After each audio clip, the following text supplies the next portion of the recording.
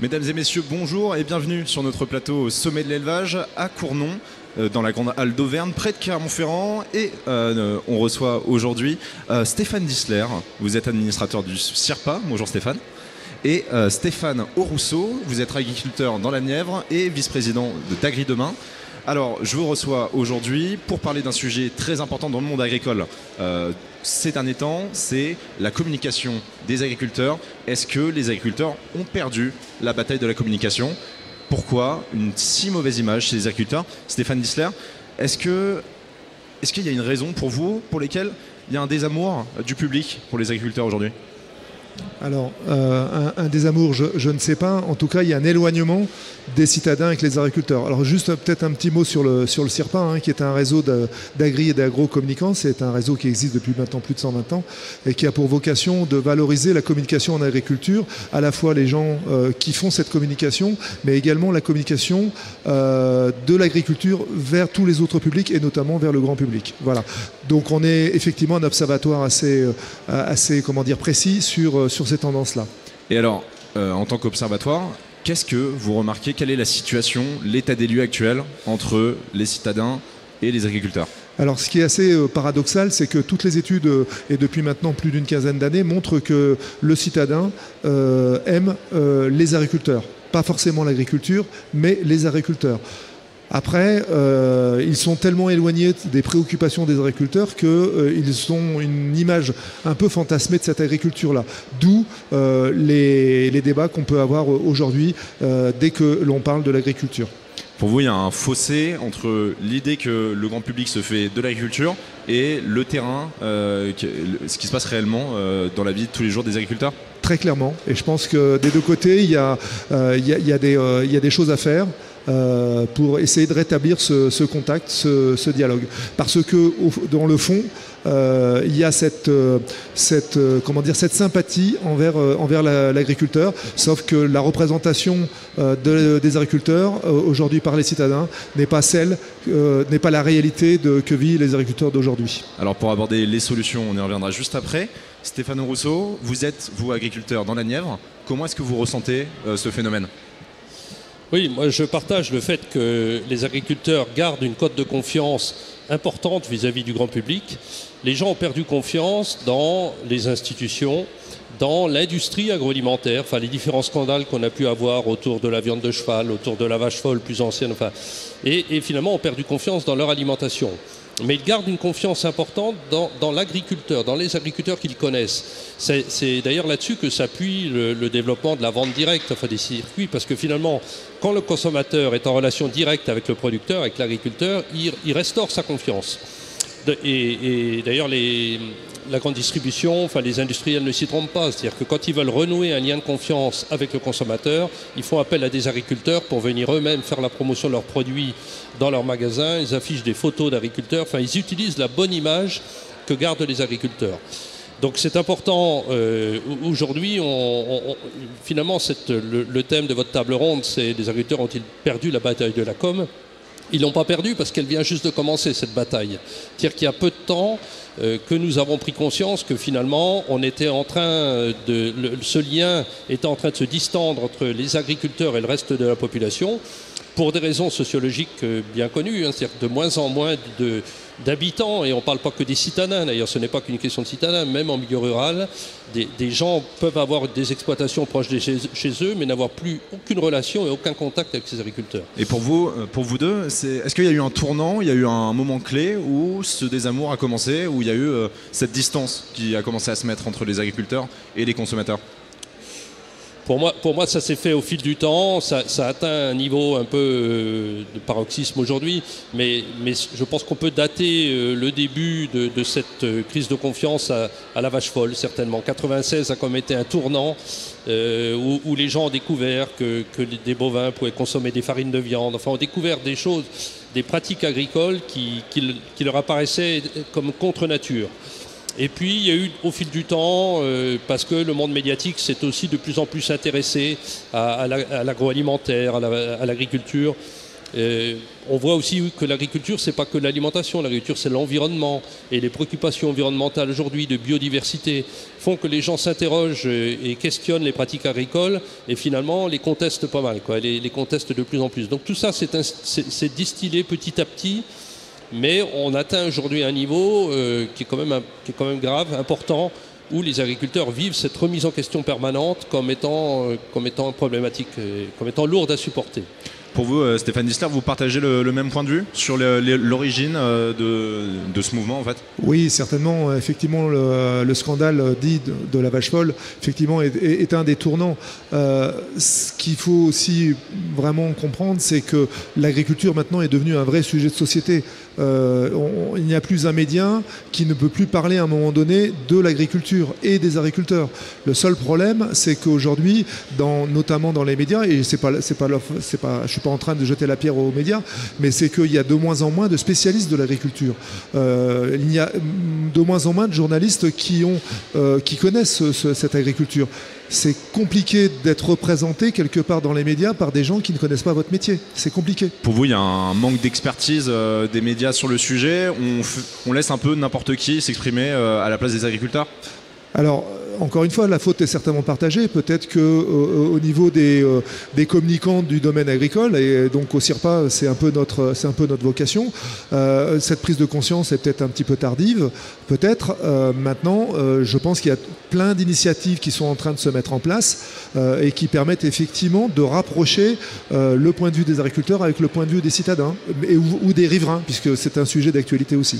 Au CIRPA, vous vivez ça un peu comme un échec, cette situation? Alors c'est pas la vocation même du CIRPA. Nous, encore une fois, on est des communicants, mais on observe ce qui se passe. Maintenant, chaque adhérent du CIRPA en prend la mesure et agit au sein de son organisation, de ses sociétés, pour mettre en place des plans de communication qui vont dans ce sens-là. Mais moi, ce que je vois, ce que je ressens, c'est une vraie convergence pour que les agriculteurs se prennent en main dans leur communication. Alors, plusieurs études ont montré que, comme vous le disiez tout à l'heure, une majorité des Français aiment leurs agriculteurs. Ils aiment le côté rural, la ruralité. Mais d'un autre côté, on a donc cette impression et ces témoignages qui se multiplient d'agressions d'agriculteurs, de problèmes avec les riverains, avec les voisins, quand on a par exemple des grandes cultures. Comment est-ce que vous expliquez cette contradiction? Est-ce qu'il y a une victimisation de plus en plus des agriculteurs sur ce sujet? Stéphane Rousseau. Bon, d'abord, je pense qu'on a une société dans laquelle la violence progresse quand même. C'est-à-dire qu'on a de plus en plus, et pas simplement sur le sujet agricole, enfin, on voit bien à différentes occasions, plutôt que de privilégier le dialogue, la concertation, la rencontre, on va plutôt directement à des rapports de force, à des choses assez violentes. Bon, probablement qu'aujourd'hui aussi, on met plus en avant ces événements-là qu'on a pu le faire. Maintenant, je pense que c'est aussi le fait d'une incompréhension. Donc ces gens-là, les individus qui ont recours à des méthodes un peu extrêmes de violence, de libération des animaux, d'agression dans les champs, sont probablement très minoritaires. Sont des gens extrêmes dans leur comportement, et il nous appartient à nous, par les explications qu'on apporte au grand public, à faire en sorte que la grande majorité de nos concitoyens entendent l'explication, l'explication qu'apportent les agriculteurs et ne tombent pas dans ces raccourcis et ces démarches violentes à leur égard, quoi. Et cette violence et aussi ces moyens extrêmes, on l'a vu aussi évoluer chez les agriculteurs eux-mêmes dans leur communication, à utiliser des moyens plus coup de poing, plus impressionnants. Est-ce que c'est une bonne stratégie, selon vous, d'utiliser ce genre de moyens, ou alors ça va juste empirer les choses et dégrader encore plus l'image des agriculteurs? Moi, je pense que la bonne stratégie, et c'est la stratégie qu'on souhaite mettre en œuvre dans le cadre de cette association Agri-Demain que nous avons créée récemment, c'est qu'il faut... J'aime pas trop finalement le terme de communication. Ce qui est important pour nous, c'est d'expliquer. C'est-à-dire que nos pratiques agricoles aujourd'hui ne sont plus connues, ne sont plus comprises, parce que j'évoquais au début cette distanciation du lien entre agriculteurs et société, et que si on n'arrive pas à renouer le dialogue, à expliquer pourquoi on fait telle ou telle chose, à dédramatiser, eh bien, une pratique agricole qu'on n'est pas en capacité d'expliquer, en capacité d'assumer, il faut qu'on se prépare à l'abandonner.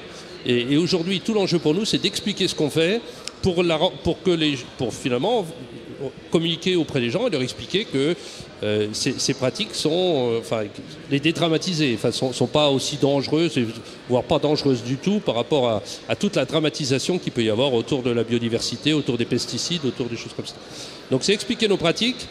Ce qui se faisait auparavant autour de la table de ferme, c'est-à-dire que ce qui se faisait dans la famille, dans le cadre familial, le dimanche, autour de la table, où on discutait de la vie de la ferme, ces occasions-là, ces rencontres-là n'ont plus lieu, très rarement.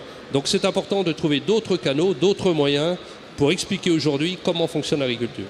Pour vous, Stéphane Disler, il y a aussi ce fossé qui s'explique par un manque d'information. On a reçu Thierry, agriculteur d'aujourd'hui, il y a 2 jours sur notre plateau, qui lance une initiative de vidéo d'un projet documentaire puis d'un livre pour expliquer en fait ou réexpliquer au public le métier d'agriculteur. Pour vous, c'est une initiative qui peut être intéressante, par exemple ? Alors oui, Thierry l'agriculteur, c'est effectivement une initiative qu'on a suivie depuis longtemps. Et ce qui est intéressant, c'est de savoir l'origine en fait de cette initiative. C'est qu'à un moment donné, Thierry l'agriculteur s'est rapproché des préoccupations du grand public. C'était à l'époque des attentats sur Paris. Et je crois effectivement que c'est une des clés de la communication des agriculteurs, c'est d'être en proximité, d'être proche des préoccupations aussi des citadins, des riverains. Il faut aussi à un moment donné se mettre un peu à leur place. Alors ça ne veut pas dire accepter tout ce que disent les riverains et les citadins, mais à un moment donné c'est se mettre à leur niveau et essayer d'y répondre avec les arguments des professionnels que sont les agriculteurs. Je pense que voilà, et ça nécessite de la communication. Vous savez, l'étymologie du mot communication, c'est mettre en relation. Donc voilà, il faut se mettre en relation avec son interlocuteur, et ça passe par différents canaux. On a la chance, des fois la malchance, d'avoir des nouveaux canaux comme les réseaux sociaux, qui peuvent être le meilleur comme le pire, mais utilisons-les aussi. Voilà. Et pour vous, Sherpa, c'est quoi la solution miracle que vous auriez pour recréer ce lien entre les agriculteurs et le grand public ? Alors, s'il y avait une solution miracle, je pense que quelqu'un l'aurait trouvé. Il n'y a pas de solution miracle. Par contre, il y a une addition d'initiatives qui marche. La preuve, Stéphane Rousseau nous en a parlé, comme Agri Demain. C'en est une. Il y en a plein d'autres. Il y en aura d'autres. Il y a au moins cette prise de conscience dans le monde agricole qu'il faut maintenant se mettre aussi à la place encore une fois des citadins et des riverains. Ça ne veut pas dire tout accepter, mais se mettre à la place, se mettre à leur niveau. Et des fois on se rend compte qu'on est très technique, on a nos jargons, et voilà, utiliser leur code, utiliser leurs mots pour se faire comprendre, pour expliquer, pour apporter de la pédagogie. Alors, le manque de compréhension entre les professionnels d'un certain milieu et le public, ça arrive dans beaucoup d'autres professions. On a souvent un désamour, par exemple, des policiers, ou alors en ce moment, on a une recrudescence, par exemple, des problèmes avec le personnel médical. Pourquoi, avec les agriculteurs, on a l'impression que c'est aussi violent, plus que dans d'autres professions ? Stéphane Rousseau ? Parce que l'agriculture est la fille aînée de la France. La France est un pays éminemment rural, la culture agricole est... Aujourd'hui, finalement, la remise en cause, ce qu'on appelle l'agribashing permanent, fait mal aux agriculteurs. Mais le fait que l'agriculture soit au carrefour de tous les sujets, de toutes les conversations, il n'y a plus aujourd'hui pratiquement un journal télévisé où sur un sujet ou un autre, on ne convoque pas la responsabilité de l'agriculture, des agriculteurs. Donc, ça montre combien l'agriculture est importante dans ce pays. Et le pire serait peut-être d'ailleurs que les gens soient indifférents à l'agriculture. Le fait qu'on s'intéresse aux pratiques agricoles, sur les questions d'alimentation, sur les questions d'environnement, sur les questions de territoire, sur des tas de sujets, montre combien l'agriculture reste au cœur des Français comme étant culturellement un élément fort de l'identité du pays et même de leur culture et de leur identité personnelle. Donc c'est pour ça qu'on doit y répondre. Les gens s'inquiètent de l'agriculture, c'est une chance pour nous. Je dis toujours que le pire, c'est l'indifférence. Si demain l'agriculture était considérée comme un mal nécessaire, finalement, et qu'on s'en désintéresse, et qu'on dit, bon voilà, c'est un mal nécessaire, ça serait terrible pour les agriculteurs. Aujourd'hui, ils sont l'objet, leur activité est l'objet de beaucoup de préoccupations. Vivons-le comme une chance. C'est un métier qui est utile, c'est un métier qui sera nécessaire parce qu'il nourrit les hommes. Par contre, répondons aux inquiétudes. Il faut qu'on entende ces inquiétudes et il faut pas qu'on les banalise. Il faut qu'on soit en capacité d'y répondre et parfois même de s'y adapter. Parce que la communication et l'explication, ne permet pas de se prémunir de toute adaptation. C'est-à-dire qu'il y a malgré tout probablement certaines pratiques agricoles sur lesquelles on aura beau communiquer, on ne les sauvera pas.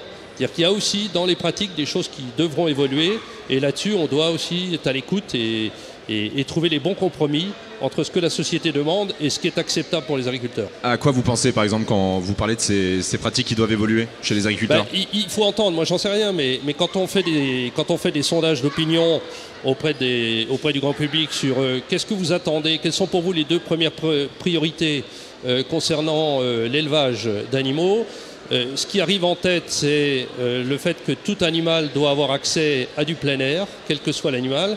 Et la deuxième préoccupation, c'est la taille des élevages. C'est-à-dire, on voit bien le problème qu'on a en France avec une ferme de 1000 vaches qui n'a même pas 1000, et le débat public que ça génère, alors que nos voisins européens ont des centaines d'ateliers d'exploitation avec plusieurs milliers d'animaux.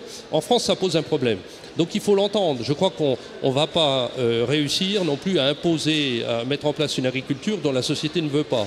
Donc aujourd'hui, quelqu'un qui doit investir dans l'élevage, quelle que soit l'espèce, il doit avoir en tête que le consommateur souhaite des animaux qui ont accès à du plein air à un moment ou à un autre, et avec des tailles d'élevage qui restent à taille humaine. Alors, je ne sais pas ce que c'est que la taille humaine aujourd'hui, parce qu'on le voit sur ce salon. La technologie et les progrès techniques permettent aujourd'hui à un seul homme d'élever de plus en plus d'animaux. Et ça, nos concitoyens n'ont pas nécessairement en tête. Ils idéalisent une agriculture du passé par rapport à ça. Mais pour autant, ces 2 préoccupations, il faut les avoir en tête. Et certains types d'élevage aujourd'hui ne respectent pas évidemment ces conditions, accès au plein air et limitation du nombre d'animaux. Stéphane Dissler, au SIRPA, comment vous ressentez, comment se traduit cet agribashing chez les agriculteurs?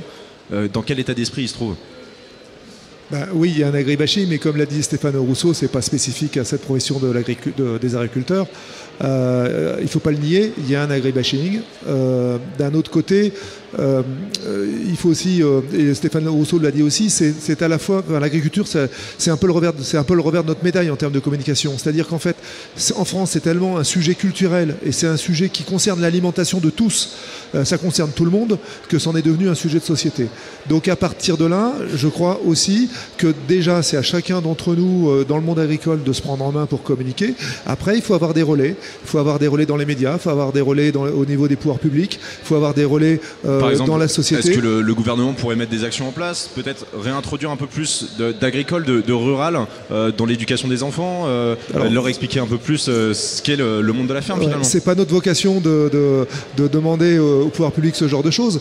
Par contre, les pouvoirs publics peuvent être des aidants par rapport à ça, peuvent favoriser effectivement le dialogue entre le monde agricole et le monde citadin, le monde ou les riverains. Ça passe effectivement par l'école. Je pense qu'à l'école, la culture agricole, et même la culture scientifique, parce que maintenant l'agriculture est basée quand même beaucoup sur de la technologie et sur des affaires, sur des dossiers scientifiques. C'est quelque chose qui devrait s'apprendre dès le plus jeune âge. Et aujourd'hui, je ne suis pas sûr que ça se fasse complètement. Et puis souvent, beaucoup de personnes ont une image d'une agriculture un peu arriérée, alors qu'aujourd'hui, de plus en plus d'exploitations utilisent des technologies de pointe et font de l'agriculture de précision. Est-ce qu'on doit aussi avoir des moyens pour plus communiquer sur cette agriculture nouvelle et effacer cette image d'agriculture rustre? Agri-Demain s'est constitué sur ce prérequis que c'était aux agriculteurs. C'est aux agriculteurs de communiquer, d'ouvrir leurs exploitations, d'où cette action phare d'Agri-Demain qui est la fête des moissons. Où vous invitez donc des personnes à venir fête des moissons dans les en 2019 sur le territoire français. En fait, Agri-Demain n'est là que pour apporter aux agriculteurs de la méthode, des outils de communication, des supports. Elle est là pour massifier aussi la communication, mais en aucun cas pour communiquer. C'est-à-dire que je ne pense pas que notre rôle soit de communiquer à la place des agriculteurs. C'est à chacun, parce qu'aujourd'hui un agriculteur c'est un chef d'entreprise qui doit prendre en compte cet impératif de communication dans son entreprise. C'est-à-dire que n'importe quel chef d'entreprise dans d'autres secteurs économiques a un directeur de la com. C'est un enjeu de l'entreprise. Bon, nous en agriculture, on n'aura pas un directeur de la com. L'agriculteur il fait tout, il est habitué depuis toujours, il fait tout. Mais il doit aujourd'hui considérer que expliquer à son voisinage, expliquer à ses voisins, expliquer à son environnement pourquoi il prend telle décision, pourquoi il conduit son exploitation de cette façon-là, soit il le fait, soit il risque d'avoir à affronter des problèmes et des remises en cause sérieuses. Donc on les accompagne, Agri-Demain les accompagne, et la fête des moissons, c'est l'ouverture des fermes, c'est l'accueil des familles, des parents, des enfants, permettre aux enfants de faire un tour de moissonneuse-batteuse, de comprendre, d'être au contact des animaux. Mais c'est bien les agriculteurs qui reprennent en main leur communication, qui se l'approprient et qui eux-mêmes organisent les actions, en fait qui permettent au grand public d'avoir un autre son de cloche, d'entendre autre chose. Aujourd'hui, vous avez 2% d'extrémistes, qui soient végans ou autres, qui développent des messages qui sont contre l'agriculture, et vous avez la grande majorité des Français qui écoutent, qui cherchent à se faire une opinion. Et si les agriculteurs ne participent pas à ce débat, ne prennent pas la parole, à un moment donné, les 2% vont grossir. Et tout l'enjeu pour nous, c'est d'expliquer en quoi nos pratiques sont des pratiques bien plus respectueuses de l'environnement, des animaux et de la nourriture et des consommateurs que ce que certains veulent bien en décrire. Alors, dernière question pour vous deux. Est-ce que vous êtes face à ce défi plutôt optimiste ou il va y avoir vraiment beaucoup de boulot et ça va être très dur pour les agriculteurs de redorer leur blason? Alors beaucoup de boulot, oui, il y en a beaucoup, énormément. Mais encore une fois, je pense que on y arrivera si il y a de plus en plus d'initiatives individuelles, si ça peut être fédéré aussi par des initiatives telles que Agri-Demain, bien évidemment. Et je pense aussi que sur le ton, il faut aussi amener, alors de la passion, les agriculteurs en ont, mais il faut aussi de la pédagogie, des mots simples, il faut de l'humain, beaucoup d'humain. Attention à la technologie, c'est bien, mais derrière, n'oublions pas que les personnes, le consommateur attend de l'humain, il recherche de la proximité. Donc tout ce qui favorise dans cette communication des agriculteurs, l'humain, la proximité est une bonne chose. L'initiative d'Agri-Demain avec la fête des moissons, je pense qu'effectivement ça permettra de mettre en proximité les citadins avec les agriculteurs. Et ça, c'est des démarches, je suis sûr que sur le moyen long terme, ça marchera. Et pour vous, Stéphane Rousseau, vous êtes plutôt optimiste? Optimiste, mais par rapport à la question, c'est les deux. C'est-à-dire qu'à la fois il y a du boulot, on n'en est qu'au début. C'est-à-dire que ça fait pas très longtemps que les agriculteurs ont commencé de se former aux réseaux sociaux. Agri-Demain est une jeune structure. Il y a d'autres initiatives à la Fédération nationale bovine, les journées Made in Viande, enfin différentes choses. Tout ça est très récent. La prise de conscience est récente, donc il y a beaucoup de travail. Tous les agriculteurs ne le feront pas parce que communiquer, c'est comme la vente directe, c'est comme aller au contact des clients. Il faut aussi avoir le caractère, le tempérament fait pour cela. Mais allez, si on est simplement 10 ou 15% des agriculteurs à s'emparer de cet enjeu-là, moi je parie, parce que ça ne peut pas être autrement, parce qu'on ne peut pas avoir éternellement une agriculture qui soit en rupture avec la société. C'est pas tenable, les jeunes n'accepteront pas de faire ce métier-là. Donc de toute façon, il faut trouver les voies de l'entente, du dialogue, de la réconciliation entre l'agriculture et la société. Et on ira et on réussira parce que ça ne peut pas être autrement. Très bien, donc la bataille ne fait que commencer. Merci Stéphane Rousseau, merci Stéphane Dissler d'être venu répondre à nos questions. Et merci à vous d'avoir regardé cette émission. On se retrouve tout à l'heure pour le JT du Sommet.